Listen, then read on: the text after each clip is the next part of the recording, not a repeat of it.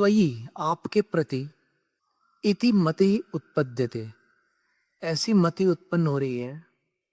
स अहम, सोहम वाली मति उत्पन्न हो रही है। बार बार ध्यान करने से सोहम वाली मति उत्पन्न होती है। सो अंदर सांस ली, हम बाहर छोड़ी। बार बार मैं सिद्ध का ध्यान करता हूं तो मुझ में ऐसी मति उत्पन्न होती है कि वो मैं हूं, वो मैं हूं। निर्विकल्पा, उसमें सिर्फ विकल्प नहीं रह जाता। विकल्प का अर्थ है भेद। मुझ में और उनमें अंतर नहीं रह जाता, दोनों अभिन्न हो जाते हैं ध्यान करते करते। लेकिन प्रभु, मैं जानता हूं कि इयम मति ही मिथ्या एव। ये जो मेरी धारणा है, ये जो मेरी बुद्धि है, ये जो मेरी मति है, वो असत्य ही है। तदपि, असत्य होते हुए भी, अब्रेश रूपां तृप्तिम तनुते, वो मेरे अंदर कोई अब्रेश रूप तृप्ति को विस्तृत करती है।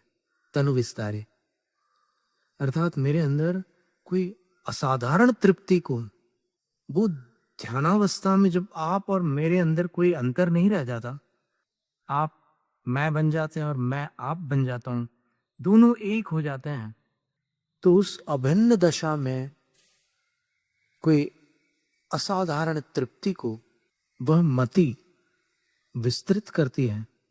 और प्रभु, परिणाम क्या निकलता है? ध्यान किया है तो ध्यान कभी निष्फल नहीं हो सकता। गलत ध्यान किया है तो गलत फल मिलेगा, सही किया है तो सही फल मिलेगा। मैंने मिथ्या ध्यान किया है, लेकिन आपका किया है, विषय कषायों का नहीं किया है, आपका ध्यान किया है, और उसकी अनुभूति मुझे है, एक रूपता की अनुभूति मुझे है।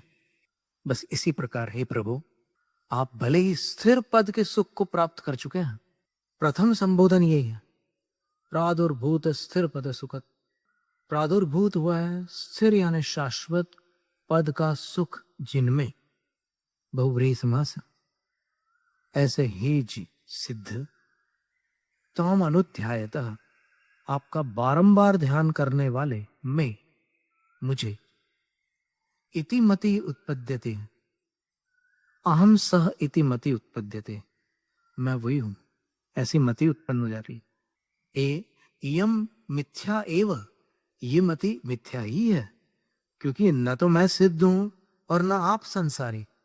लेकिन ऐसी तल्लीनता है, ऐसी एक रूपता है कि क्या बताऊं, मुझे तृप्ति प्राप्त हो रही है। आपका ध्यान करते करते जब एक रूपता हो रही है तो अब्रेश रूप तृप्ति मुझे प्राप्त हो रही है।